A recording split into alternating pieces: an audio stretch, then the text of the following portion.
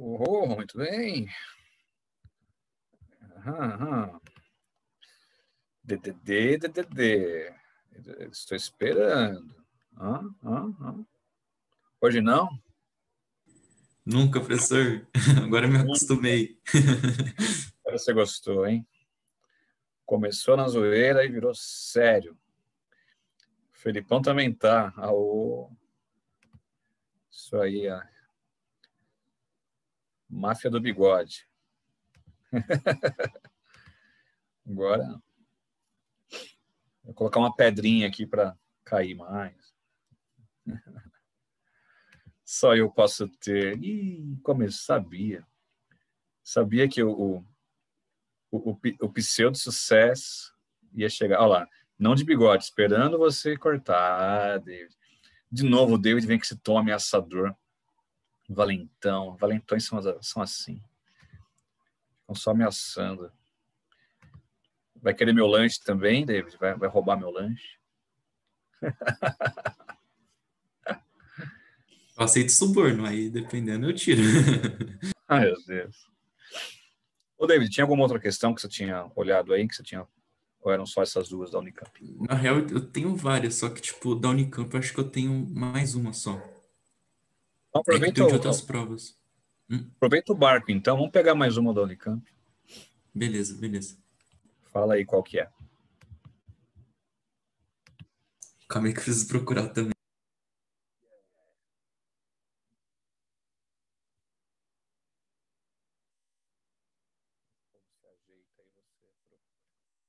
É um que fala de... É ciclones tropicais, só que em Moçambique, sabe? Que ano que ela é? Também de 2020. Na real, professor, talvez eu vou ter mais uma, é que fala do Triângulo Norte da América Central, tipo, foi bem específica essa questão, sabe? Não sei se você lembra. Vamos procurar. Então, primeiro essa aí do ciclone. Tarará, tarará.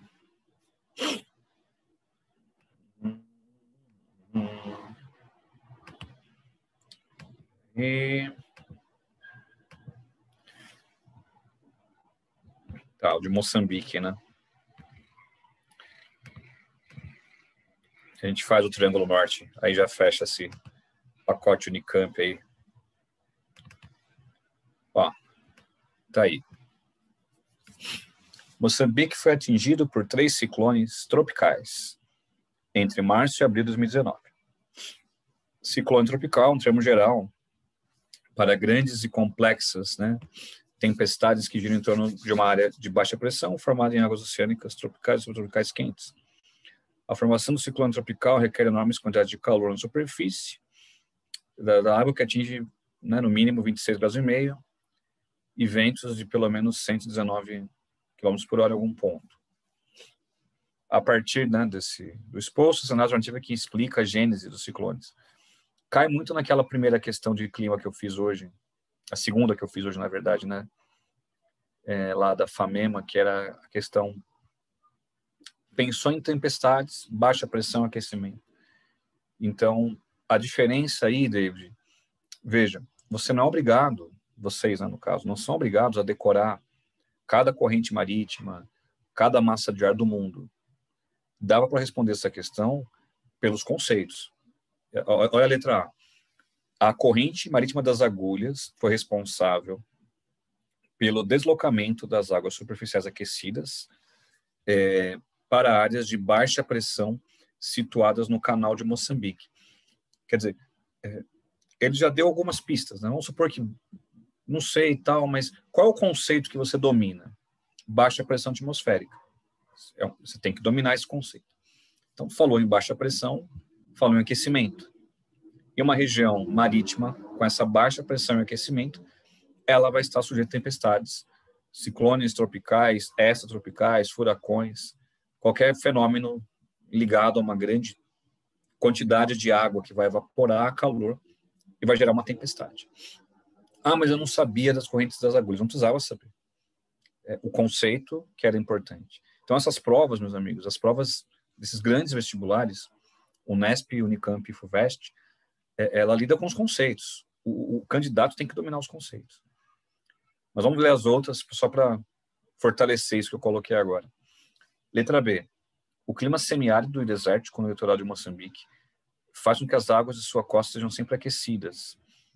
Aí não faz sentido, porque, de novo, o conceito explica, né? Tá errado, primeiro, dizer que o litoral de Moçambique tem esse tipo de clima, né?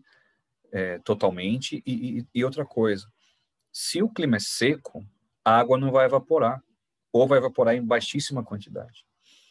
Então, é uma pegadinha aí, né? A pessoa, mas deserto é quente. Deserto é uma região dominada por uma alta pressão. Durante o dia pode fazer muito calor, mas à noite esfria. A alta pressão, lembra, não deixa a formação das nuvens. Portanto, se você tem um litoral desértico, clima desértico, a temperatura pode estar quente, mas a água do mar ela pode ser influenciada por uma corrente marítima fria, que vai reduzir a evaporação. Quer ver um exemplo bom? O Chile. As águas do litoral do Chile, elas são frias. Há a corrente fria de Humboldt, que passa por ali. Então, a B, ela erra nisso, né? Talvez ela tentou induzir o erro. Mas deserto é quente, então... Mas tem outro ponto. Se é seco, como é que vai ter uma chuva, uma tempestade? Né? Então, a B estava muito errada. C. Os ciclones que atingem o litoral de Moçambique têm origem no encontro das águas quentes do Atlântico com o Oceano Índico no Cabo da Boa Esperança, mas ali fica a África do Sul, não Moçambique. Além de tudo, né? Está errado a localização geográfica. Aí o aluno, o candidato, tinha que ter isso na cabeça. Saber a localização de Moçambique, que é um país vizinho à África do Sul, claro, mas o Cabo da Boa Esperança, ele fica ao sul da África do Sul, né? E então não é que o encontro dessas águas na África do Sul vai subir e vai provocar uma tempestade em Moçambique, aí já fugiu demais, né, da localização também. Aí, letra D. A corrente de Bengala foi responsável pelo deslocamento das águas aquecidas do Oceano Índico, vixe Maria, para o canal que separa Moçambique e Madagascar. Nossa, Madagascar é uma ilha que fica do outro lado oposto a Angola. Angola, na verdade, oceano... aliás, desculpa, é Moçambique, no caso. Falando de Angola, fiquei com Angola na cabeça. Que também fala língua portuguesa e fica na África. Repeti várias vezes, inclusive. Mas Moçambique, de fato, aponta em direção de Madagascar.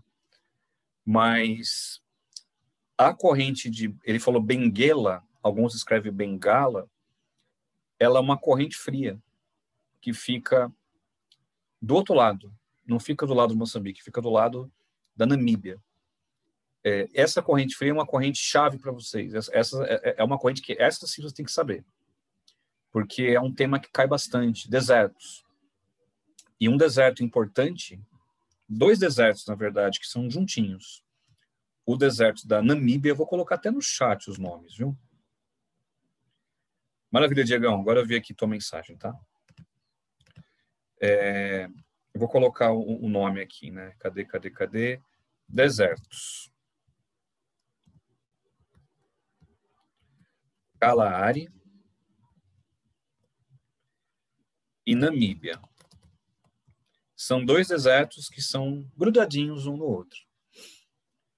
Eles ficam na África, ao sul da África, voltados para o Atlântico.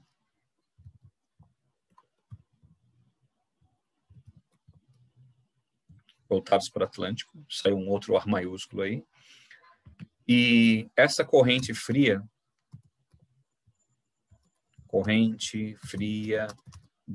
ele colocou Benguela, vou manter o nome que ele usou aí, tá? Eu escrevo normalmente Bengala, mas só para manter a coerência aí. corrente fria de Benguela contribui para a formação desses desertos.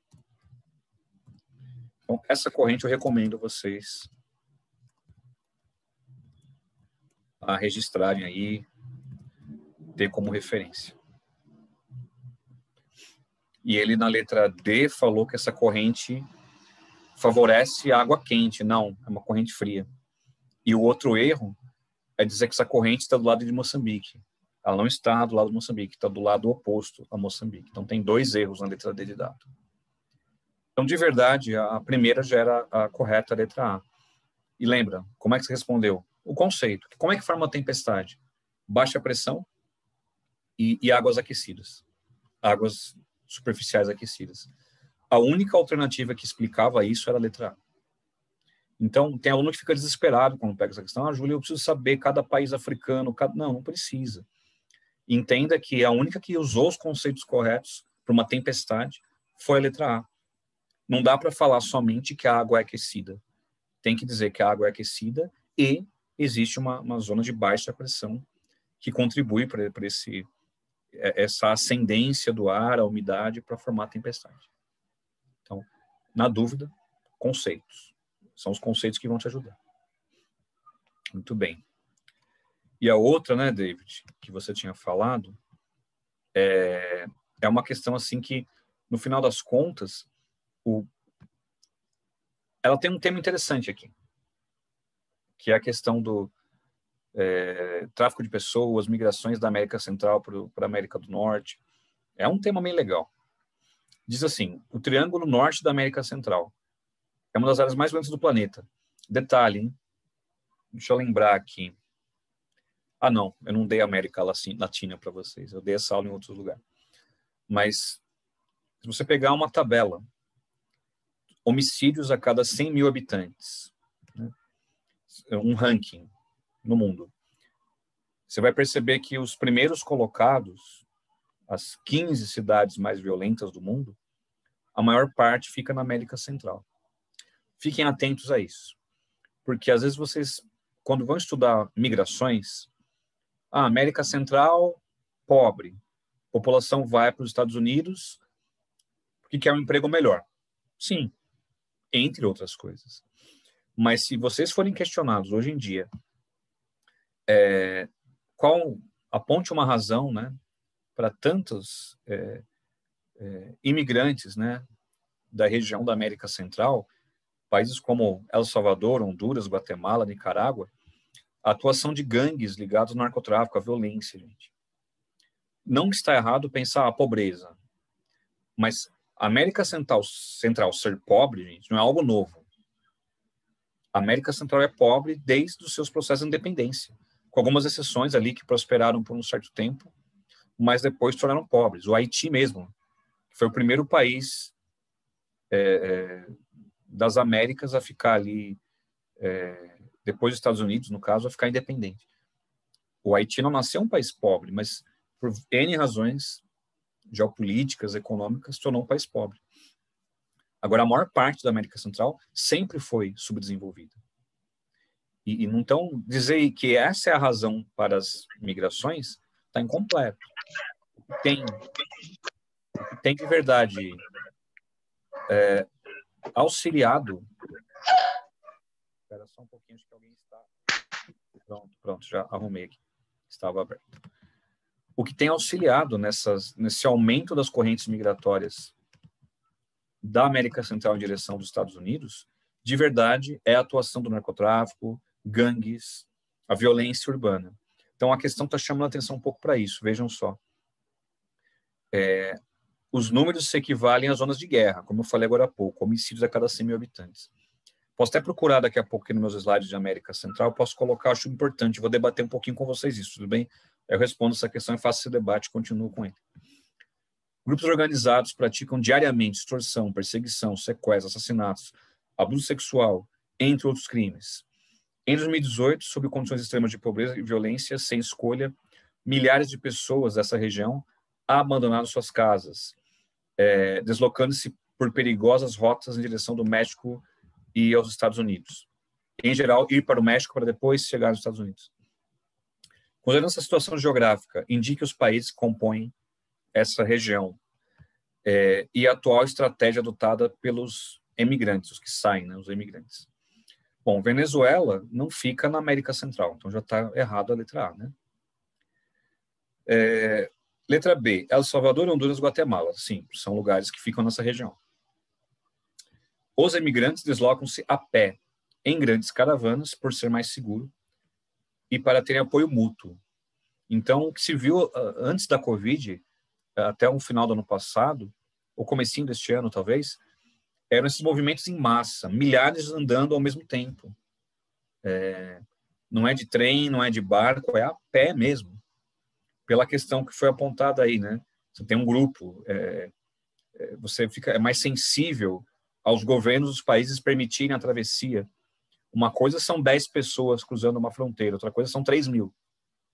Tem isso também, não está na letra B, mas dá para pensar por aí também. Você consegue, talvez, uma maior sensibilidade de autoridades, uma maior, ou até uma dificuldade de autoridades em fechar essas fronteiras para tanta gente ao mesmo tempo, além da questão do apoio mútuo que foi apontado. Então, a letra B, corretíssima. Letra C, Cuba, Haiti. Mas Cuba e Haiti e República Dominicana são ilhas, né? Então, fica na outra posição. Aí ele fala, pequenos grupos, barcos, por ser mais seguro. Imagina, seguro, embarcações improvisadas no meio do oceano, nunca vai ser seguro uma coisa dessas. Então, ele errou 2 vezes a letra C. A localização, porque não é o Triângulo Norte da América Central. Essa parte aqui são as ilhas, é a parte das Grandes Antilhas. E dizer que barcos são mais seguros também não dá, né? Letra D. Belize, Nicarágua e Guatemala. Olha, os países não estão errados. Vamos ver o restante. Os emigrantes deslocam-se a pé em grandes caravanas para diminuir os custos com os guias ilegais. Não.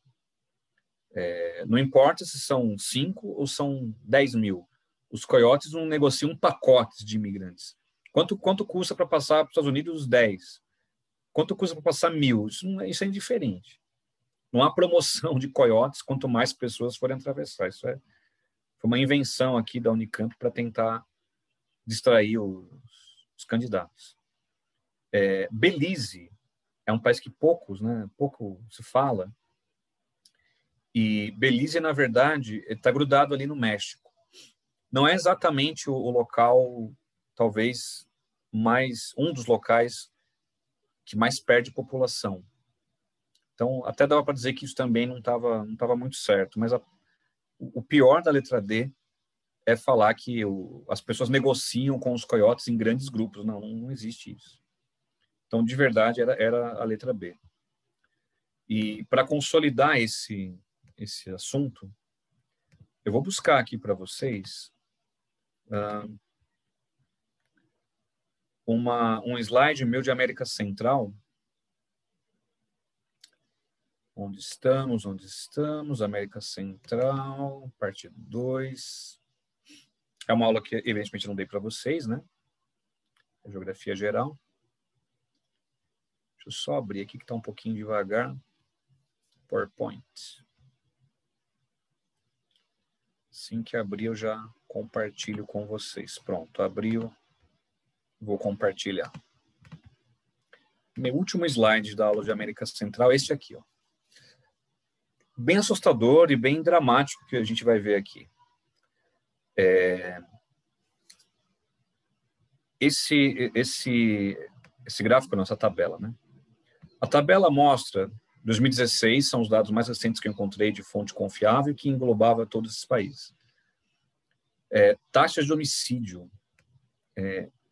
E assim, não são cidades, não são países. O Brasil, ele está na 13ª colocação em taxa de homicídios a cada 100.000 habitantes. E pior, gente, olha o Brasil. Em números absolutos, estamos em primeiro lugar. Vocês têm noção que em 2016 o pau estava comendo na Síria. E entre outros lugares, né, tensões no mundo. Tudo bem, a gente pode até achar que alguns locais não tinham dados fidedignos, confiáveis. Mas, gente, preste atenção no Brasil. O Brasil é o 13º colocado em homicídios a cada 100 mil habitantes. E em números absolutos, está muito à frente de todos dessa lista. Olha, o México, que vive um drama com o narcotráfico, aparece com 25.309 mortes. O Brasil está com 57.395. Então, depois do Brasil, olha a distância. Quer dizer, é bem preocupante. Aquela questão que fizemos na outra aula sobre pirâmides etárias, questões discriminatórias, desigualdade no Brasil, o Brasil tem números de uma guerra. É bem impressionante. Sempre que eu olho para isso, eu fico muito alarmado. São números de uma guerra. Não são números de um país democrático que não está em guerra. São números de um país em guerra civil. Né? É bem impressionante. Mas, olhando a proporção a cada 100 mil, vejam os países. Ó. Primeiro colocado é El Salvador. 60 homicídios a cada 100 mil habitantes. Aí vem Jamaica, que leva a fama da tranquilidade, da paz, de Já, mas Jamaica em segundo lugar. O David até olhou assim, quem não quer Jamaica? Opa, peraí, deixa eu disfarçar aqui. Enfim. Venezuela, que vive uma crise também. Perceba que a Venezuela está entre os 3, só que não é América Central. Aqui está a América Latina, né, que é uma designação sob outro critério, mas Venezuela é América do Sul. 53. Aí, continuando, ó, Honduras, América Central. São Cristóvão e Nevis, América Central. Aí aparece Lesoto, que é na África, beleza? Belize, falei agora há pouco, América Central. Trindade e Tobago, São Vicente e Granadinas, tudo América Central. Aí vem África do Sul, aliás. Aí, de novo, Santa Lúcia, América Central. Bahamas, país turístico. 12º lugar em homicídios a cada 100 mil habitantes. Aí o Brasilzão, que eu já falei. Aí, de novo, América Central. Guatemala, Antígua e Barbuda. Aí vamos para Colômbia, América do Sul. México, América do Norte, mas em quantidade, né, uma quantidade bem alta, absoluta, né, de homicídios. Aí temos Porto Rico, que é a América Central. Namíbia, que fica na África. E a República Dominicana, que fica também na América Central. Ou seja, vamos fazer uma contagem dos 20 países aqui. Temos 1, 2, 3, 4, 5, 6, 7, 8, 9, 10, 11, 12, 13 países entre os 20 mais violentos estão na América Central. Isso explica as correntes migratórias, gente. Então não é só, é pobre. Não tem empregos. É muito mais do que isso. Pobreza também é motivo para imigrações. Mas esse quadro, ele deixa bem nítido que a grande razão da população da América Central fugir em direção dos Estados Unidos, especialmente Estados Unidos, México e Estados Unidos, é a grande violência perpetuada pelo crime organizado, gangues. Né? Muita gente que foi presa nos Estados Unidos foi deportado para a América Central. Membros de gangues voltam para a América Central e continuam trabalhando, né, de alguma forma para o crime. Então, David, essa questão ela foi um tanto quanto específica no âmbito dos países e tudo mais. Mas, enquanto ao tema, é um tema bom para refletir, né? E para pincelar o Brasil nessa história toda. O Brasil, dá para dizer que as políticas de segurança pública são uma falácia. Para colocar o Brasil nessas condições, gente, em um ano morrer mais gente no Brasil que na guerra da Síria, é bem lamentável. Mas o Brasil tem uma população maior, não importa. Porque a taxa a cada 100 mil habitantes estamos em 13º. Então, sejam os absolutos, sejam os proporcionais, apontam um cenário de guerra no Brasil. Né? E aí você pode elencar desigualdade social, crime organizado, carências, várias carências. Falei disso na semana passada, quando vimos lá a questão da maioridade penal, né? Educação, sistema prisional. Então, acho que esses números, eles até concluem aquela minha aula da semana passada, né? Sobre a violência no Brasil. Tá bom? E qual era a outra, DDD David, para a gente fechar o pacote Unicamp Davidiano? Na real, acho que da Unicamp acabou já. Acabou? Então, vou fazer uma troca aqui, porque me mandaram mais questões. Deixa eu só abrir o WhatsApp aqui, para a gente poder fazer. Onde está, onde está, onde está? Para.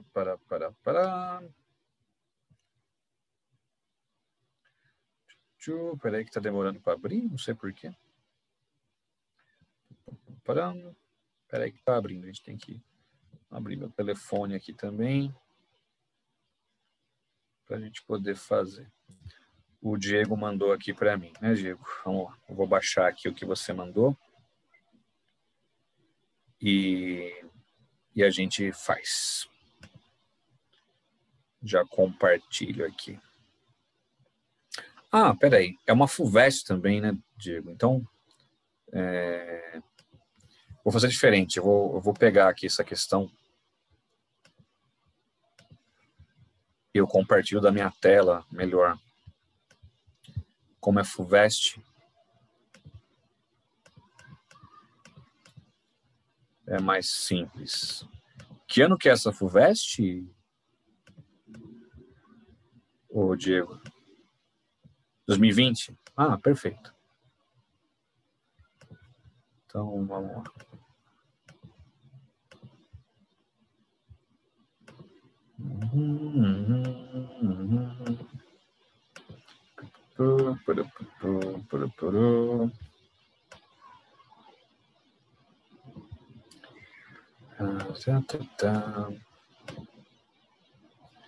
A floresta amazônica. Onde está você, floresta amazônica? Barcelona, ciclone, Oriente Médio, desertificação. Parará.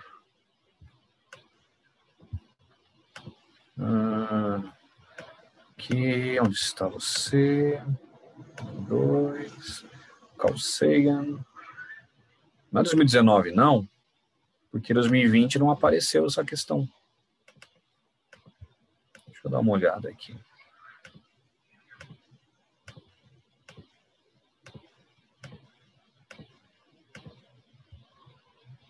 Peraí.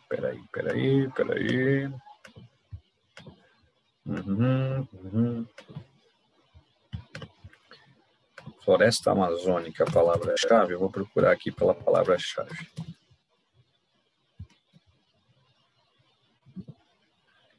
Acho que aí vai aparecer.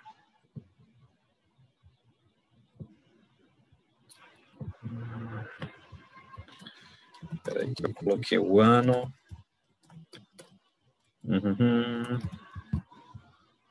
Floresta amazônica. Ixi, não está aparecendo. Tá.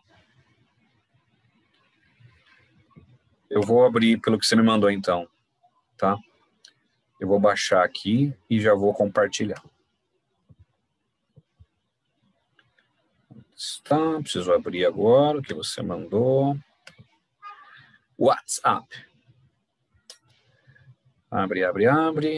Para eu poder compartilhar. Pronto. Vou compartilhar. Aí, ó. Ele fala assim, ó. Boa parte da floresta amazônica brasileira cresce sobre solos pobres. Sua exuberância, portanto, deve-se ao fato de que uma grande proporção dos nutrientes advindos da própria floresta retorna à vegetação. Quando se derruba a floresta de uma área de dezenas de quilômetros quadrados e, em seguida, até esse fogo no local como preparo para o plantio, esse ciclo é interrompido, o que causa uma série de efeitos. Indique corretamente a relação dos efeitos mencionados 1, 2 e 3 com a derrubada e a queima da floresta. Então, vamos lá. No caso, Deide, você perguntou para mim, né, questão do gabarito, né? Então, vamos ver.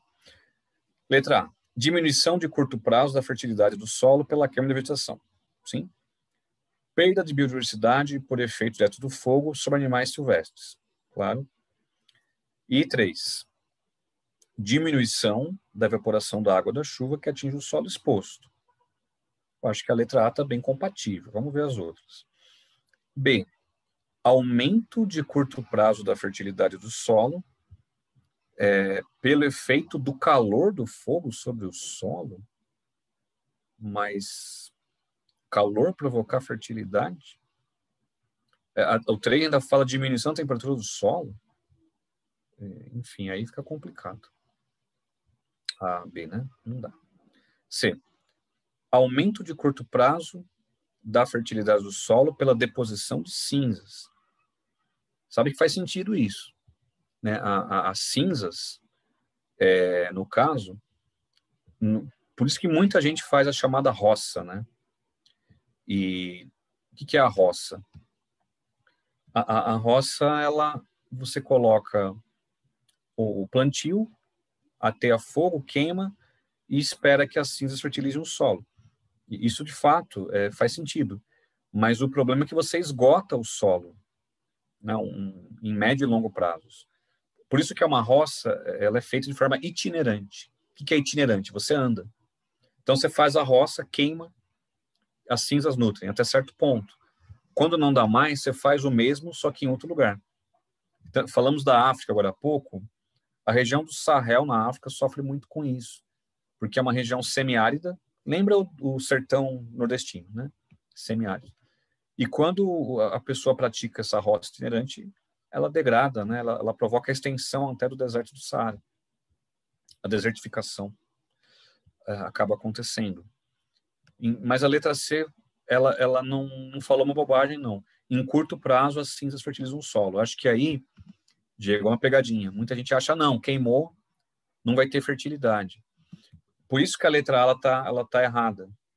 Porque diminui a fertilidade em longo prazo, não em curto prazo. Em curto prazo, eu não estou dizendo aqui, gente, queimadas assim em níveis astronômicos, né? Que aí detona tudo.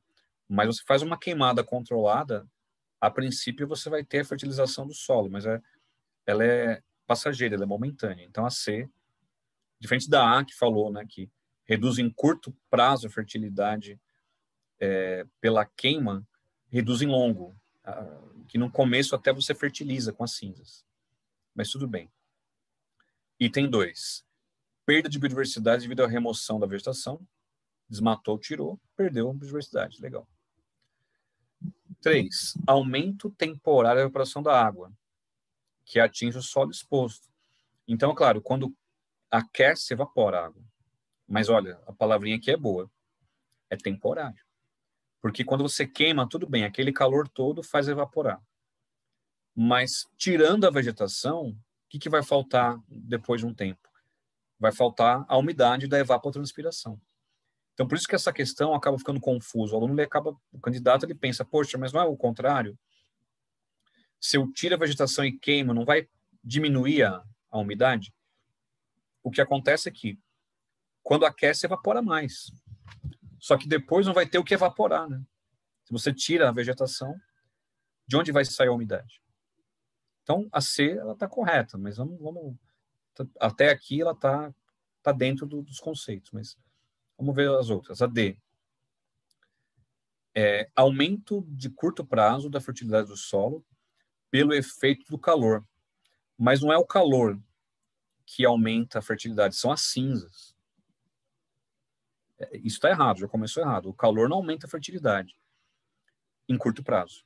Mas as cinzas, como falou a letra C, aumenta. Então o item 1 já está errado, mas vamos ver tudo. Perda de biodiversidade pelo efeito direto do fogo. Sim. 3. Diminuição temporária de absorção de água da chuva pelo solo exposto. Até que dá para encarar. Mas já está errado o item 1, né? Então... E, ao mesmo tempo, pensando bem aqui, viu? Não é temporária a diminuição. Ela é duradoura. Tá errado também. Porque, se você pensar bem, sem a vegetação, como é que o solo vai absorver a água? Então, a diminuição não é temporária da absorção de água. A diminuição ela é longo prazo. Tirou a vegetação, não vai ter mais a raiz para absorver a água. A água da chuva vai escoar pela superfície, porém não vai infiltrar. Então, o item 3 está errado também. E a alternativa E, aumento de longo prazo da fertilidade. Não, aí zoou, né? Item 2, aumenta a diversidade. Aí é brincadeira, né? Como é que vai aumentar a diversidade? E 3, aumento da erosão do solo exposto. O 3 está correto. O único item correto da letra E é o 3. Que realmente o solo vai ficar mais exposto à erosão por tirar a vegetação. Mas 1 e 2 estão muito errados. Portanto, questãozinha demorada, né, para responder. Letra C. As cinzas fertilizam o solo em curto prazo, mas em médio e longo prazo já era, perdeu fertilidade. Tirou a vegetação, você perde biodiversidade. Item 2, fácil, né, tranquilo. E o item 3, que também é um pouquinho confuso, né? Calor faz evaporar a água que tinha ali. Mas é temporário porque depois você vai perder vegetação e vai perder a umidade. Então, letra C é a correta.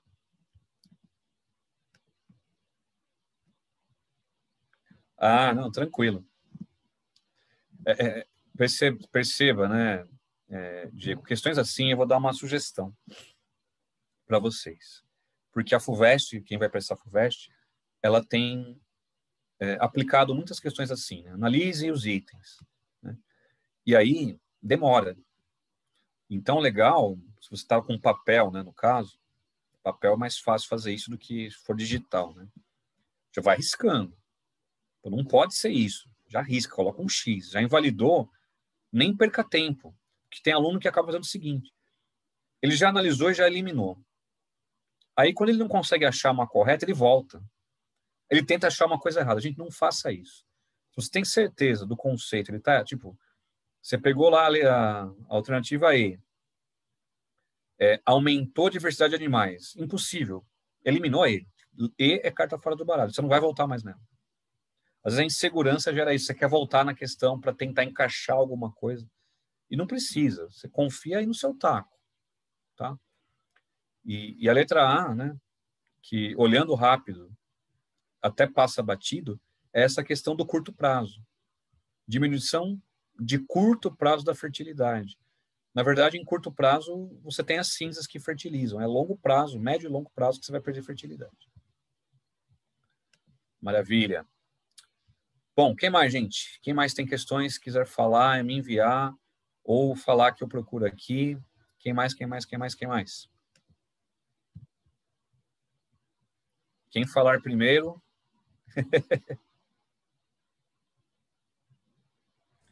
Professor, Oi. se ninguém tiver, eu tenho uma questão da FUVEST do ano passado, que é que relaciona vegetação com altitude. Eu não sei se esse é o tema e tal, mas é a última questão da prova. Tá, enquanto o pessoal vai pensando, ela já está na minha mão aqui, cara. É facinho de colocar.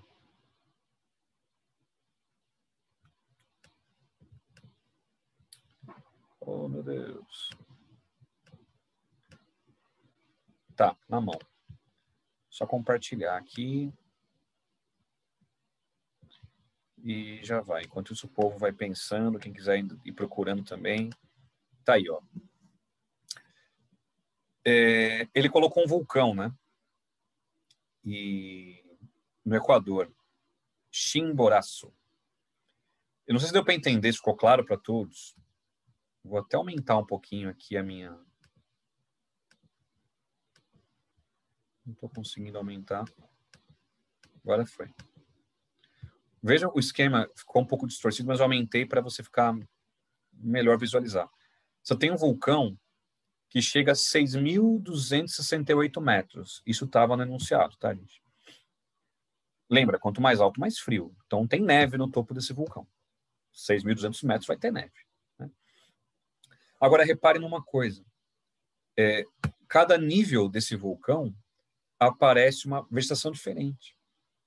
Equador, gente, o nome do país já te dá uma dica, né? É um país que está próximo à linha do Equador. Clima, então, equatorial e tropical. Então, na base do vulcão, você vai ter uma floresta tropical. Tá vendo aqui, ó? pela lógica, o país Equador junto à linha do Equador, né, o nome do país de clima tropical e equatorial, clima quente e úmido, a base do vulcão vai ter vegetação tropical. E quanto mais vai aumentando essa altitude, vai mudando a cara da vegetação. Pensem assim, é lógico que esse é um esqueminha fechado, o que eu vou dizer aqui funciona nesse esqueminha fechado. Você está na linha do Equador, vegetação intertropical, aliás, vegetação tropical. Conforme você se afasta, você vai chegar onde? Uma zona temperada. Floresta temperada. Então, pense nos Estados Unidos. Já foi bem destruída, né? Assim como na Europa, você vai encontrar uma floresta temperada. Depois, quando você vai chegando ali no Canadá, ou na Noruega, na Rússia, que tipo de vegetação vai aparecer? As coníferas, que são espécies de pinheiros. Beleza. Agora, se você já saiu dessa zona aí de temperaturas frias, mas que tem um verão aquecido, e chegar no Círculo Polar Ártico, o que você vai encontrar? Tundra, que é aquela vegetação de extremo frio, que o verão, a temperatura do verão é 0 grau, 2 graus Celsius no verão. Então, vamos achar isso nas respostas. Ó. Ele quer que você fale da base até o topo. A letra A e a letra B você já ignora, porque fala que a base é temperada. Não tem como. Você está no Equador, como é que a base vai ser temperada? Então, letra A e letra B você já risca aí da tua prova, da tua resposta. Bom, vamos ver a ordem aqui. Letra C. Começou com tropical. Certinho. Aí ele colocou coníferas e temperada. É o contrário. Primeiro é a temperada, depois são as coníferas. Então ele inverteu. Letra D de dado. Tropical, beleza. Temperada, aí sim. Coníferas, que vem depois da temperada. Tundra, que é aquela vegetação que eu comentei em áreas muito, muito frias. Depois, perceba aqui, olha, chegando ao final, exposição de rocha, não tem mais vegetação, é só rocha. E no topo, neve e gelo. Então, a letra D é a correta. Vamos ver o que está errado na E. Começou certo, tropical. Aí fez uma salada, né? Olha, coníferas, depois tundra, depois temperada. Não pode ser, né? A vegetação temperada vem primeiro que as coníferas, ele inverteu, tá tudo misturado. O final está correto. Mas na C, na D e na E, o final está correto, né? A questão é essa ordem. Primeiro a temperada, depois a conífera e finalmente a tundra. Tundra é aquela vegetação rasteira, que não tem nem árvores. Praticamente musgos e líquens que você vai encontrar na tundra. Então, o norte do Canadá, extremo norte do Canadá, extremo norte da Rússia, você vai encontrar a tundra. Islândia, países de clima em trechos de países de clima trechos mais frios. Tudo bem, David? Deu para pegar a questão? Fala aí. Nossa, professor, tem muitos comentários sobre essa questão. Rapidinho. Então, tipo, o padrão que segue de acordo com a latitude é também a mesma coisa com a altitude? Eu não sabia disso. Isso, muito bem. É, E essa questão ela foi exemplar por isso. Ele pegou uma montanha, aliás, um vulcão, que é uma montanha, né, 6 mil e tantos metros, localizado numa área tropical. Então, a base é como se fosse a linha do Equador. Por isso que ele encontrou esse exemplo, porque é exatamente isso, cara. Agora, nossa, depende, David. Nesse caso, deu certinho, porque é um vulcão numa região equatorial. Agora, sim, se esse vulcão, David, fosse no Canadá, começaria, de repente, pelas coníferas. Entendeu? Depende da porção. Vamos supor que esse vulcão estivesse na Inglaterra. Um exemplo aleatório. Não tem esse vulcão na Inglaterra, tá, gente? Não tem vulcão na Inglaterra. A Inglaterra, vegetação temperada. Então, o primeiro nível seria temperada. Aí vai subindo. Então, foi legal da questão que ele começou no nível região equatorial tropical. Por isso que deu certinho, David. Por isso que deu certo. Agora, vamos pegar um exemplo diferente. Caso esse vulcão fosse, sei lá, no sertão nordestino, aí já não teria a base e a floresta tropical. Seria uma mata rasteira, com cactáceas. Então, eu fico assim, David, pensando em variantes dessa questão. Vamos supor que esse vulcão fica no Peru, junto a... Aliás, no Chile, junto ao Atacama. Ó, achei uma exceção. Possível uma questão assim. Você tem um vulcão no Atacama. O Atacama é um deserto. Então, a base, a primeira vegetação que vai aparecer, vegetação desértica. Quer dizer, entenda, pode ter variantes. Pode ter variantes. E digo mais. Num lugar como o Atacama, provavelmente, como não tem umidade, você não vai ter esses patamares todos. Porque sem umidade não vai ter fase temperada. Você vai começar na desértica e talvez chegue numa tundra. Talvez. Provavelmente vai ter a desértica, rocha e neve. Aliás, eu estive num vulcão no Chile, no Atacama, que era isso, cara. Eu escalei até a base do vulcão. Não tinha vegetação. Nenhuma. Lugar desértico, seco.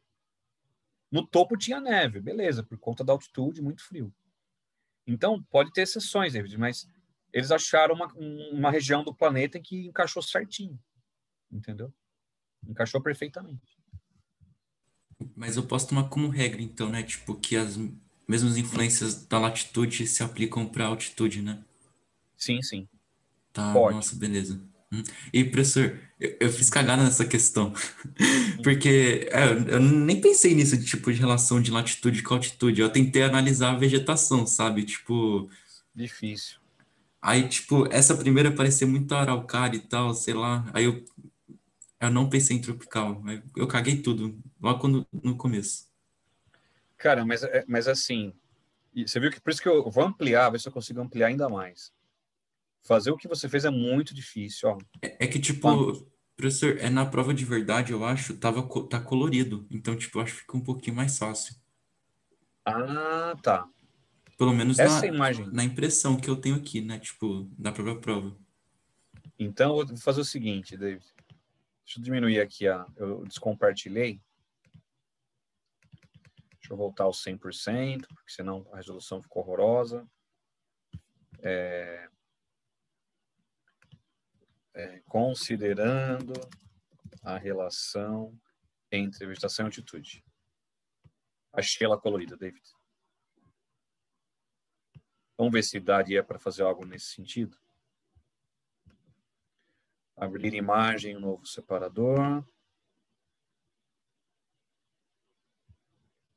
Aí, eu vou tentar aumentar aqui mas não dá. O que você tentou fazer realmente, ó, tá aí, ó, colorida. Olha que dificuldade, porque eu não conseguiria, por exemplo, olhando isso daqui, qual que é a minha sugestão, David? Achei um jeito. A temperada, lembra que ela perde as folhas no inverno, né? E, ao mesmo tempo, quando é o outono, as folhas começam a cair. E antes delas caírem, elas têm uma coloração mais amarronzada. Olha aqui, ó. Não está tudo verdinho, né? Quer dizer, essa seria a minha sugestão para identificar como temperada. Olha só, as cores das folhas. Já a tropical, ela tem um verde mais escuro, até homogêneo. Mas aqui, David, qual que é o problema? Que não está bom aqui. Tropical é muito diversificada. Por isso que você pensou em araucária. Porque olhando essa imagem, parece tudo igual, a base. E não pode ser. Porque se é tropical, é a Mata Atlântica, é a Amazônia, a Floresta Amazônica. É muito diferente a vegetação. Parece até que a do meio é mais diferente que a da base. Não é? Por isso que E, você caiu. tipo, eu pensei Você na se enganou. densidade também, Então. E na realmente, a segunda. densidade é maior na do meio do que na base. Não faz sentido, né? E assim, as coníferas, até dá para perceber isso daqui, parece mesmo os pinheirinhos, ó. Esse terceiro. Mas assim, era o pior jeito de tentar responder a questão. Era realmente o pior jeito. Porque não foi bem elaborado o esquema. foi muito mal feito. Não teve precisão em descrever. Você teve precisão. Peraí. Tropical tem densidade. Você teve precisão, mas a figura não tem precisão. É que eu Então, também ignorei, tipo, o fato de estar no Equador e tal, tipo, na linha do Equador. Eu pensei que tá não tinha vendo, relação. cara? Uhum, é. É isso. Na dúvida, é o enunciado que manda, cara. O enunciado, ele trouxe os itens certinhos. Você tá no país Equador. Cara, país tropical. Tem que começar por tropical. Tá? Mas assim, Beleza. Uhum. errando que se aprende, né? Já é um velho e conhecido ditado. Beleza, obrigadão, professor. Imagina. E aí, gente, o que mais? Que mais? Pensaram aí? Alguém tem alguma questão, algum vestibular? Já pego aqui imediatamente. É só encontrar e me falar que eu puxo aqui. E aí? E aí? Chegamos! Tô dando aula, gente. Muito obrigado. Participação especial da minha família querida. Ai, ai. E aí? Vocês morrem de Professor, rir, né? Fala aí, David. se ninguém tiver, você pode ir para a Unesp do ano passado? Se ninguém tiver. Tá, só o pessoal falar. Não temos uma ordem específica aqui, é de quem chegar primeiro. Claro que alguém da máfia faria exatamente isso, chegaria primeiro. Mas, enfim. Qual a questão que é, David? Tá, eu ia falar o número. Putz, é que tem uma imagem só. É, é de relevo também. Tá, É que, peraí. tipo, eu não sei descrever. Ah, não, mas sabendo que é relevo e é a partir de imagem, É que tem uma falha, sabe? Tem a formação de relevo e tal. né? Analisa os diagramas, não é É, essa? isso. Ah, tá. Tá bom. Peraí. Achei. Tá aqui, né? Essa daqui. Essa questão é chatinha, cara. Mas dá para chegar. Diz o seguinte, ó. Ele deu um diagrama inicial. Vamos pegar todos os detalhes, tá? Tem as chuvas, precipitação. Tem a circulação do ar, o ar desloca. E tem a radiação solar. Tudo isso são agentes de erosão e intemperismo, né? Água, calor, ventos. Maravilha. Aí tem uma rocha exposta, né? Que não tem vegetação. E, ao mesmo tempo, solo sobre rocha exposta. Aqui, no caso, você tem como se fosse um curso d'água, né? Ele deu um zoom, né? Quer dizer, a água vai procurando um caminho para percorrer. Beleza. Aí tem um esquema 2, onde você percebe algo um pouquinho diferente nessa paisagem, né? Você começa a perceber que tem várias camadas, né? Aqui mais altas, mais elevadas, tem até vegetação. O clima desse lugar está diferente, né? Porque no primeiro diagrama não havia vegetação. Mas o que se passa aí, né? As rochas sofrem alterações ao longo do tempo. É o intemperismo, né, que a gente viu. O químico, a água, né, produz esse intemperismo químico, especialmente. O físico, que é o vento, o sol, né, o calor do sol, frio, né, e calor intercalando. E a vegetação também, né, matéria orgânica promove intemperismo. Então, essas duas imagens, elas comprovam quanto o relevo, as rochas vão se transformando.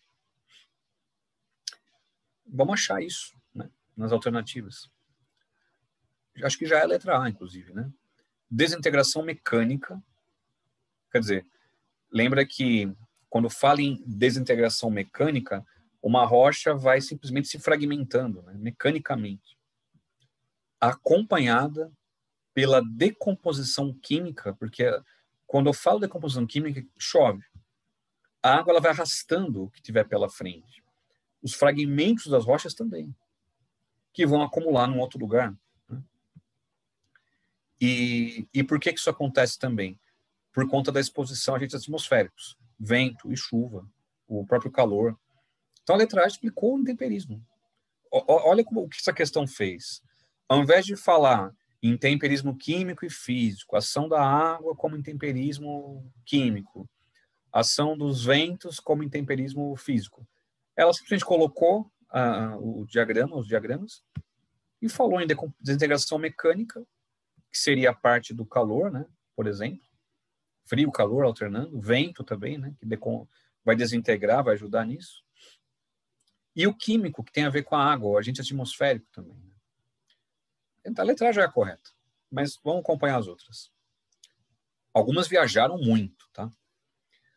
Formação de novos aquíferos pela concentração de fluxos de água em terrenos arenosos. Teve gente que colocou a B e ainda ficou bravo. Como não é a B? Tem água aí. Tudo bem, mas por que não pode ser aquífero? Porque ele não colocou no segundo diagrama exatamente uma água acumulada. Cuidado, gente, com deduções. Quem colocou a letra B deduziu. Aí eu acho que, como tem água no primeiro diagrama, e ele deu um zoom, né, na água, o segundo diagrama é um aquífero, mas isso é dedução. Para ser o aquífero, no caso, se fosse o aquífero, no segundo diagrama ia ter que ter um bolsão de água, bem desenhado, bem delimitado. Então não era uma questão para deduzir. Lembrando, olha o enunciado. O diagrama demonstra.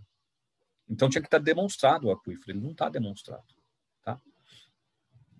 E ele fala em terrenos arenosos, enfim. Realmente, o aquífero se forma em terrenos arenosos, mas não é mostrado, de fato, o acúmulo da água. Mostra a água precipitando, né, no caso das chuvas, e mostra também o curso da água, né, que deu um zoom até, inclusive, nele. C. Metamorfismo sofrido por rochas magmáticas. Isso só acontece em camadas inferiores, gente. Metamorfismo, grava isso, não acontece na superfície da Terra. Para ser rocha metamórfica, esse fenômeno, essa formação, na verdade, ocorre em camadas mais inferiores. Camadas inferiores. E não na superfície. Letra D de dado. Diastrofismo, para quem não entendeu essa palavra, é quando há ação das placas tectônicas. É o atrito, é o diastrofismo. Não é nem elencado, apontado nesse esquema, a placas tectônicas. O movimento de placas tectônicas não é apontado aí. E continua a letra D. Ó. Diastrofismo, que é esse atrito, né, da crosta, pelo falhamento ao longo das eras geológicas, mas em nenhum momento aí foi apontado a ação da tectônica de placas. É apontado chuva, calor, e não placas tectônicas. E a letra E? Vixe Maria, não sei de onde ele tirou a letra E, não tem nem como explicar, gente. Ó. Afloramento é uma coisa que surge, que sobe, aparece, de rochas ricas em matéria orgânica, na formação de novos escudos, quer dizer, não tem relação, gente. Escudo cristalino é pré-cambriano, é muito antigo. E ele liga a matéria orgânica com escudo cristalino, não tem ligação. Não tem relação. Tá? Então, assim, era uma questão difícil também por causa disso. De repente, o candidato tinha dificuldade em entender a questão, aí vê essas alternativas tão diabólicas, né? Diastrofismo, escudos cristalinos, ele começa a ficar perturbado, o candidato, mas eu não sei responder essa questão. E assim, gente, de novo, insisto sempre nisso, vai na imagem. O que essa imagem está mostrando? Chuva, radiação solar e circulação. E a rocha exposta e depois a figura 2 que aconteceu. Então, o que de fato você consegue perceber, gente, ó, acompanha com cuidado. Tá vendo essa parte aqui da figura? Parece o leito de um rio? Parece o leito de um rio, não parece? Ele fala solo sobre rocha alterada. Perceberam que no diagrama 2 só aumentou. Era uma faixa, tá vendo? Que ela foi, ó, recuando, recuando. Lembra aquela questão da falésia que a gente fez lá, que o David pediu para mim? Que a falésia ela vai recuando. Imagina que esse bloquinho aqui ele foi recuando. Por que ele foi recuando? Porque ele sofreu intemperismo. Então, é o recuo desse bloco de rochas. O que faz um bloco de rochas recuar? É o intemperismo. É a ação da chuva, do calor, da umidade, matéria orgânica. Então, a única alternativa que explicou isso foi a letra A. Desintegração mecânica. Quer dizer, a rocha foi desintegrada. Realmente foi desintegrada. Por qual razão? Agentes atmosféricos, que estão representados no diagrama, né? Chuva, circulação do ar, radiação solar. Então, uma boa questão para estudar relevo de solos, né? Uma boa questão. Agora, cuidado com essas coisas diabólicas. Ele começa a enfiar conceitos bem rebuscados para tentar confundir vocês, né? Falhamento. A figura não está mostrando uma falha. Para mostrar uma falha, tem que ter uma setinha de baixo para cima, embaixo, movimento tectônico, não tem isso representado no diagrama, né? Por isso que não pode ser o diastrofismo. A letra C, como eu falei, metamorfismo de rochas não acontece na superfície, acontece em camadas inferiores. E escudo cristalino é um fenômeno que demora centenas de milhões de anos para acontecer. E aconteceu lá nas eras bem mais antigas. E também envolve o tectonismo. E o tectonismo, insisto, não foi representado nos diagramas. Então, era uma questão difícil? Sim. Mas os conceitos você tem que separá-los para poder responder a questão. Tá? A Caiane me pediu uma questão aqui do Enem 2019. Tá. Maravilha, a gente vê as duas. Só me fala essa questão que você chamou de 46. Fala o tema, que eu não tenho a numeração aqui, tá? Eu vou descompartilhar. Ô, David, pegou? Tranquilo? Tá. Peguei, professor. Brigadão, hein? Tá, vamos pegar então o Enem aqui. E a gente encontra o Enem aqui 2019.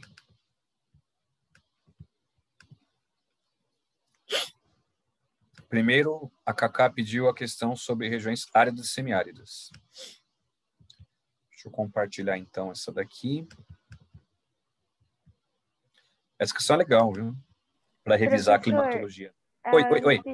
A Ana pediu primeiro uma questão da FUVEST. Eu não vi. Peraí. Peraí.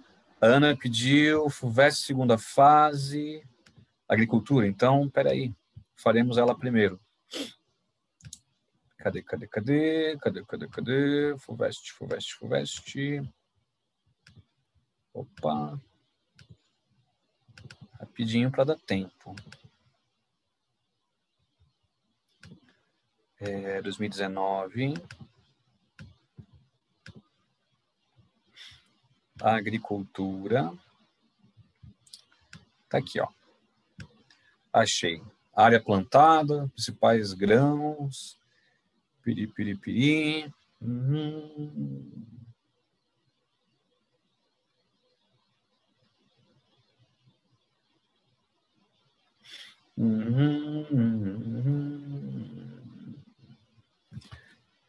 Pronto.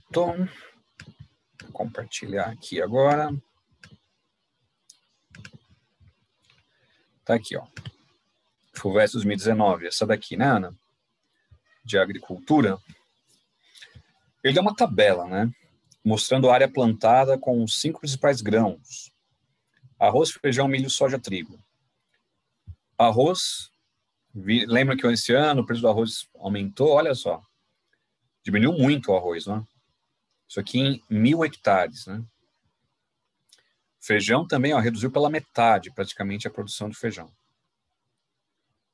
O milho, ele aumentou, teve um recuo e depois continuou o seu aumento. A soja, não precisa nem falar, né? A soja só aumenta, né? E demais, né? Como aumentou a soja, impressionante. E o trigo, ele teve também um aumento aqui considerável. Quer dizer, não vou dizer que é um aumento considerável, aumentou um pouco, pronto. A letra A fala para descrever a situação atual e a tendência futura. A tendência de priorizar as exportações, né? Eu acho que a situação atual é essa, uma redução dos alimentos, como arroz e feijão, e uma prioridade a commodities, como é o milho e a soja. O trigo é uma exceção, porque o trigo, gente, ele é usado na indústria de alimentos amplamente, né? Pães, massas, enfim. Mas a soja e o milho são commodities usadas para ração animal, para óleos, para combustíveis. Então, a situação atual é essa. Um aumento da produção de grãos para exportação em detrimento daqueles usados como alimento básico. E a tendência futura é essa, uma vez que a prioridade é a exportação e a exportação de commodities. Tá bom? Já a B, ele Professor, pode falar. lembra para mim, por favor, o que eu posso considerar commodity? Commodity é uma matéria-prima, né, de qualquer origem. Pode ser na agricultura, pode ser pesca, pode ser mineração. Uma matéria-prima. E essa matéria-prima, ela possui o seu valor definido por bolsas de valores. Então, quando a gente vai cotar a soja, bolsas de valores fazem isso. O mercado, claro, faz isso, mas você tem bolsas especializadas em commodities. O arroba do boi gordo foi negociado a partir de tantos reais. A tonelada da soja foi negociada a partir de tantos reais. Então, você negocia, você prevê esses valores dessas mercadorias, desses produtos, a partir de bolsa de valores. Então, a commodity não é só a matéria-prima, mas é uma matéria-prima de maior valor em comparação e com preços negociados em bolsas de valores. Então, por exemplo, Ana, mandioca não é uma commodity. Mandioca é um alimento básico, inclusive, para várias pessoas desse país, mas não é uma commodity. Já o milho é uma commodity, porque a partir dele você também produz alimentos, ok, mas o milho também se fabrica nos Estados Unidos, especialmente álcool, né, combustível. O milho você tem uma alta variedade, né, de produções feitas a partir do trigo, do milho, aliás. Então é por aí que você vai pensar. Então a commodity, por exemplo, o petróleo é uma commodity, o ferro é uma commodity. Então você negocia, né, o ferro em bolsa de valores, bolsa de metais. Então essa é a definição de commodity. E é bom ter essa definição mesmo, viu, Ana? É bom tê-la porque de repente alguém te pergunta isso. Defina o que é uma commodity. E não é sinônimo de matéria-prima exatamente, mas as matérias-primas que têm um valor um pouco mais elevado ou, né, um valor negociado em bolsas de valores, tá bom? A letra B. Há uma correlação entre a atual configuração da produção agrícola e a estrutura fundiária brasileira? Ah, com certeza, sim. Porque você produz monoculturas. E monoculturas concentram as terras. Então, o que a FUVEST gostaria que você explicasse aí? Que as terras agrícolas no Brasil estão altamente concentradas. E por qual razão estão concentradas? São várias, são razões históricas, desde o século XIX, a lei de terras, a reforma agrária efetiva que nunca aconteceu neste país. Mas respondendo o que a questão quer saber exatamente, a relação é que monocultura precisa de muita terra. Então isso ajuda em quê? Na concentração das terras agrícolas. Então a pergunta fala sobre estrutura fundiária. Como é a nossa estrutura fundiária? Altamente concentrada. Muitas terras nas mãos de poucos. Não é isso? Então, se você olha essa tabela e vê que a gente tem a monocultura como foco, os grãos, no caso, mas não somente grãos, tem o algodão também, que é uma monocultura importante, né, para ser destacado, a pecuária bovina, né? Enfim, a agropecuária do Brasil concentra terras e a monocultura exige muita terra. Essa é a relação. Tá? E a letra C, considerando os dados da tabela e os valores de expansão do cultivo de soja no território brasileiro, aponte duas possíveis consequências, uma ambiental e outra social. Essa é mais fácil, né? Consequência ambiental do aumento e ampliação da soja, gente. Desmatamento, perda de biodiversidade, Ele pediu para apontar, então não tinha que explicar. Uma social, êxodo rural, uma vez que a população perde a terra, no caso, o pequeno agricultor perde a terra. Um tema que eu falei semana passada, os índios, né? Questão indígena. Você pode colocar também uma questão social importante. A ampliação da soja, você vai dizer assim, que ela acaba ampliando as dificuldades dos povos indígenas. É outra consequência social que você pode colocar. Outra ambiental, estou pensando aqui, uso de agrotóxicos, contaminação do solo e da água. Então, a letra C era mais fácil, realmente. Dava uma amplitude enorme de opções. Seja ambiental, especialmente ambiental, né? Mas também um pouco da social. Boa questão, né? Questão legal. Tema atual, tema importante. Belezinha, Ana? Tranquilo? Belezinha, professor. Obrigada. Aí vamos para o Enem para fecharmos, hein? Vamos fechar. Quase na hora já. Espera aí.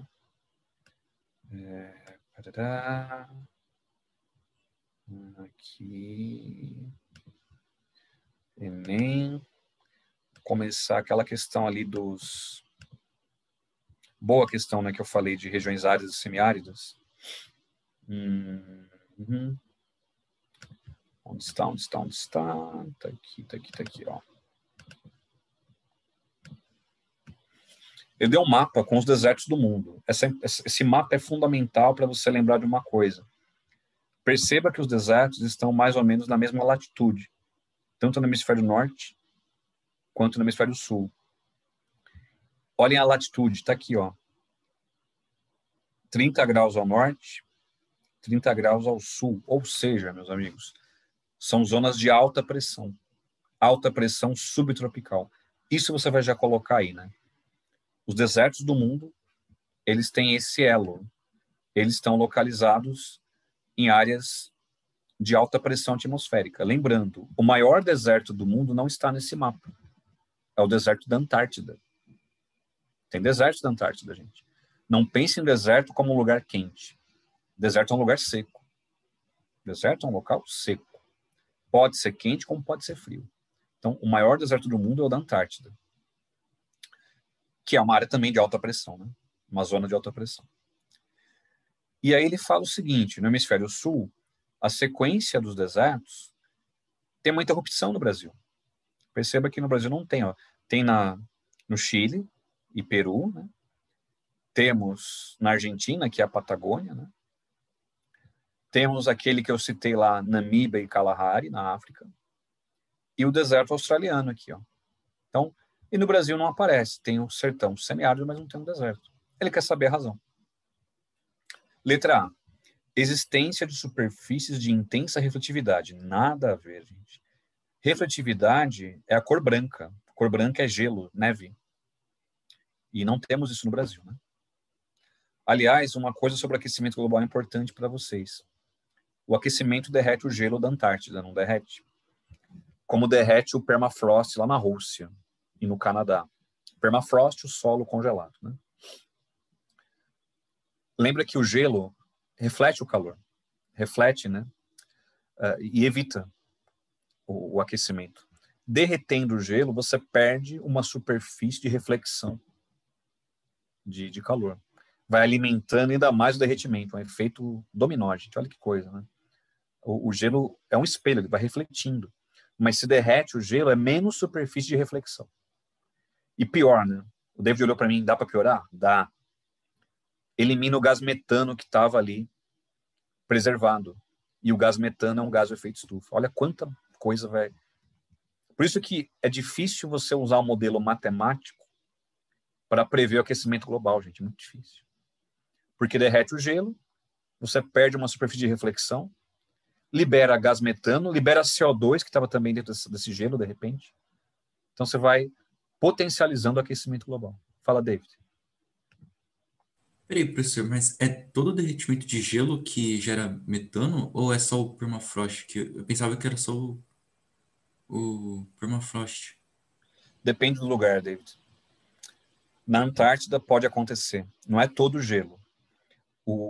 tipo uma geleira, de repente lá um iceberg, um glaciar, talvez não, David. Mas o gelo que derrete no continente, sim. Agora, varia, David. Depende muito do local. Porque quando fala em derretimento do gelo, são camadas e camadas de gases ali que foram acumulando, né, ao longo de milhares de anos. Então, o permafrost é mais dramático, tá? Mas na Antártida, você pode falar em permafrost também. Então, vou melhorar aqui. Não é qualquer gelo. Tá? Não é um glaciar que vai liberar, de repente, os gases do efeito estufa. Mas o gelo contido em continentes, como na Rússia, Canadá, ou mesmo na Antártida, esse sim vai liberar CO2 e metano. Muito bom. A B fala em altas pressões, mas é o contrário, né? A alta pressão ajuda a formar desertos. Falei isso bem no início da resolução, né? Então ele fala que, tipo, no Brasil a preponderância da alta pressão, não. Preponderar é predominar, então não. Letra C é a correta. Influência de umidade das áreas florestais. Tem uma floresta amazônica e uma mata atlântica, tem muita umidade. Essa umidade, ela contribui para não formar desertos. Acho que a letra C já está imponente, né? A letra D fala assim, predomínio de correntes frias, mas no Brasil não tem corrente fria. A única corrente que vai atuar no Brasil é a corrente do Brasil, o nome é fácil de lembrar, corrente do Brasil, uma corrente quente. Em Cabo Frio, Rio de Janeiro, há uma ressurgência. O nome, né, é bem sugestivo, Cabo Frio. Búzios também está ali, né, junto. A água é um pouquinho mais fria, mas é uma ressurgência. Não é uma corrente marítima fria. Né? E a letra E? A ausência de massas de ar continentais, mas imagina, a Amazônia tem lá a massa equatorial continental, quente e úmida. Então, eu gostei dessa questão, porque a resposta era até simples, mas ela traz conceitos importantes para discutirmos, né? Alta pressão, questão das correntes marítimas, né? Enfim. Então, uma questão legal. E a última, Ana, que você pediu, foi a das eras, nova era geológica, né? Espera aí que eu vou encontrar essa questão. Sem querer, eu saí de onde eu estava. Foi um palmeirense, certeza, que fez isso. Ai, ai. Mas terça-feira não foi nenhum palmeirense, não. Eu me mudei e eu estava sem internet ainda, né? E eu dei uma aula para vocês na semana passada com 4G, consegui. Terça não consegui, o Zoom não abria nem a pau com 4G. Mas agora tudo resolvido, internet de boa.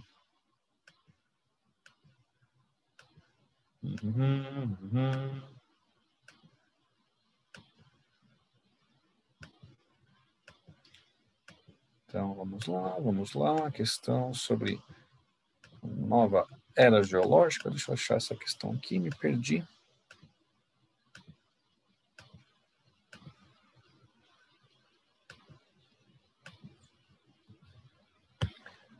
Acho que eu já encontrei.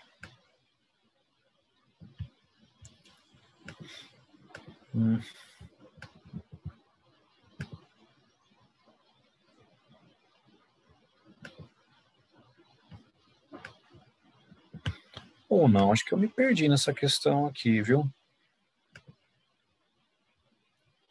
Não encontrei. Quer que eu mande um print, professor? Sim, manda um print, por favor. Tá.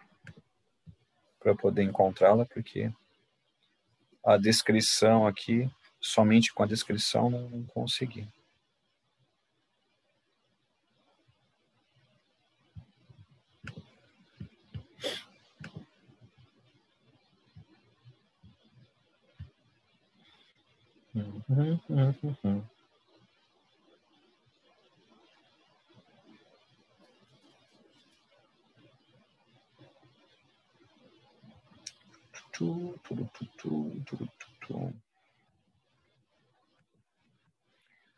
Pronto, o Kaká mandou aqui a questão.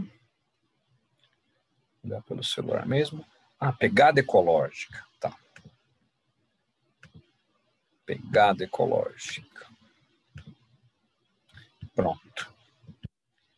Tá. E... Veja bem. Esse termo, ele, desde os anos 2000, ele tem sido utilizado. Pegada ecológica. Então, a gasolina que a gente consome nos nossos carros, a maneira de você se alimentar, de repente, você sabe se a comida que você ingere usou muitos agrotóxicos, quanto de água ela foi para produzir esse alimento, quanto de água foi utilizado. Então, pegada ecológica é isso, deixamos um rastro. Aquilo que consumimos, os produtos que consumimos, exigem muito da terra. Então, a gente pode fazer um cálculo dessa pegada ecológica, o quanto estamos consumindo, o quanto de carbono estamos emitindo, né, para consumir o que consumimos. Aí ele fala assim, a pegada ecológica gigante que estamos a deixar no planeta está transformá-lo de tal forma que especialistas consideram que já entramos numa nova época geológica, o antropoceno. Né? Não é consenso ainda, tá, gente? Mas vestibulares usam esse termo já, tomando como base a Revolução Industrial. Então, veja, não é uma nova era geológica, estamos na era Cenozoica. Período quaternário. Isso também não mudou. O que mudou é que estamos numa nova época, uma nova divisão. Começa pelo éon, estamos no éon fanerozoico, aí era cenozoica, período, que é o quaternário, e finalmente uma nova época, que é uma subdivisão, né? E essa época seria o antropoceno, onde a humanidade tem uma influência muito grande no que acontece hoje na Terra. As mudanças climáticas, perda de biodiversidade e tal. Pois bem, muitos defendem que se não travarmos a crise ambiental, vamos transformar a Terra em Vênus ou do que iremos a Marte. Então, assim, muito se fala em ir para outros planetas, porque um dia os recursos da Terra não serão mais suficientes para nós.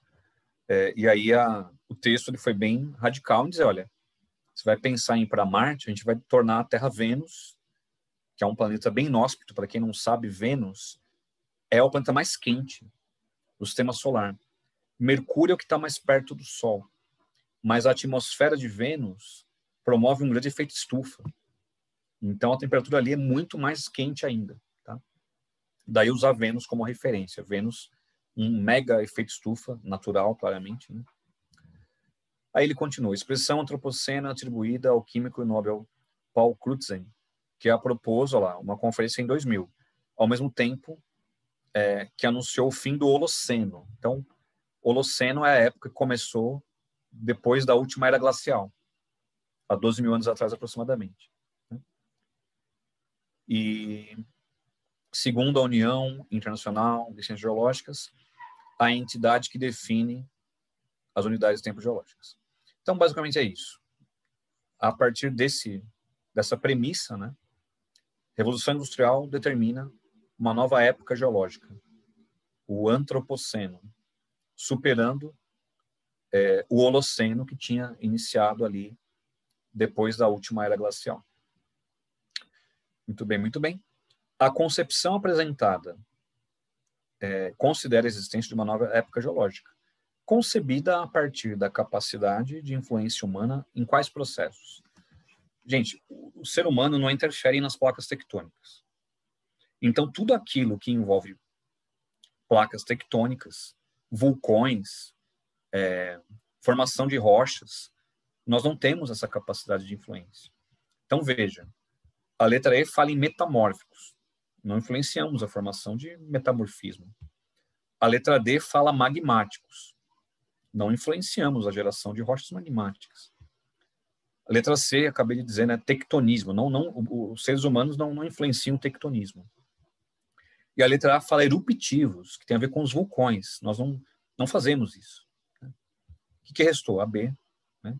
Processos exógenos. O que é um processo exógeno? é tudo aquilo que acontece a partir da superfície da Terra. Os ventos, as chuvas, o calor, né, a radiação solar, tudo isso acontece a partir da superfície. Não é que os seres humanos estão mudando tudo isso, mas nós estamos mudando, por exemplo, o clima. Não é porque mudamos o sol, mas tiramos a vegetação, emitimos gases do efeito estufa, ou seja, a humanidade sim está interferindo nos processos exógenos, aquilo que ocorre a partir da superfície da Terra. Uma questão conceitual também, né? Aplicar. E vale, gente, você confrontar, né? Eu vou colocar aqui no chat. Cadê o chat? Exógeno versus endógeno. Exógeno é aquilo que acontece a partir da superfície. E endógeno é aquilo que acontece em camadas inferiores à superfície. Então, vulcões, tectonismo, formação de rochas magmáticas e tal, isso acontece a partir de processos endógenos, camadas inferiores. Então, nós não modificamos isso. Modificamos o quê? Aquilo que está na superfície. Aquilo que é exógeno. Certo? David? Oi? Professor, então o conceito de pegada se representa tipo as consequências que o consumo geram? É isso o conceito? Ou, sei lá, me confundi. Então, a ideia da pegada ecológica é quantificar mesmo, né? Você tem uma quantificação. Então, é o quanto o nosso consumo pressiona os recursos naturais. Solos, água, atmosfera. Essa é a ideia da pegada. Então, isso vale para a sua dieta, vale para a sua forma de transportes, até a cultura vegana, por exemplo. Ela trata da pegada ecológica, né? Porque uma dieta vegana diminui a pegada ecológica. Você não consumindo carne, além da questão dos animais, sofrimentos e tudo mais, mas o que é consumo de água por um rebanho bovino é algo absurdo. Né? Então, você pensa eu vou de carro individual, eu vou no ônibus que é coletivo, eu vou de bike ao meu trabalho, ao meu estudo. Então, tudo isso são formas de você transformar a sua pegada ecológica. Mas, basicamente, é isso. É tudo aquilo que você usa de recurso natural, né, necessário para sustentar as próximas gerações. Especialmente pensando em água, né, e, obviamente, a terra, né, porque você produz erosão, você tira os minérios. Então, a pegada dá para quantificar. Então, a pegada é isso, é o quanto consumimos e o quanto vai ficar para as próximas gerações. Esse é o conceito de pegada ecológica. Tá Beleza, obrigadão, professor. Bom, com isso, vamos encerrar, gente. Foi um ano diferente, mas um ano que, em termos de estudos, eu gostei. 5 anos no Vetor, eu acho que eu dei as minhas melhores aulas este ano, com certeza. Sem sombra de dúvidas, as minhas melhores aulas foram este ano. Pela necessidade de usar os recursos, nos deu segurança. Eu tive muita segurança, muita tranquilidade para usar o Zoom, usar o PowerPoint, enfim, debater com vocês. Acho que o aluno que tem interesse, que está interessado em aprender, ele teve silêncio, teve tranquilidade, teve o professor mais diretamente, talvez, o chat como recurso para tirar dúvidas. Né? Então, acho que o aluno que soube usar, tirar proveito dos recursos, teve uma aula mais próxima da perfeição, eu acredito. Então, posso dizer assim, com segurança, que dos 5 anos do Vetor, as minhas melhores aulas, algumas das melhores aulas aconteceram nesse formato que nos faz refletir e pensar sobre práticas, né, de ensino para os próximos anos, com certeza. Longe de ser o ideal, porque, por outro lado, a falta de convívio social te faz perder alguma coisa. Né? Então, não estou aqui defendendo o ensino remoto, não é essa a minha proposta. É dizer que nos adaptamos a ele. Conseguimos fazer dele o nosso ambiente de trabalho. Mas nada substitui o pessoal, o real, o concreto. Então, eu acho que conseguimos no Vetor tirar o melhor proveito possível do virtual. Por isso que eu falo, nossa, algumas das melhores aulas que eu já dei, debates e tal, foram neste ano. Mas foi muito mais pela necessidade. E não porque é melhor desse jeito, não acho que seja melhor. Mas que bom que conseguimos fazer algo bom, algo importante, interessante, digno, mesmo em condições tão diferentes. E que vocês tenham aí, né, no 2021, alcancem o sucesso esperado aí nas provas. Precisando de mim, vocês têm meu contato. Posso não responder imediatamente, mas respondo, tá?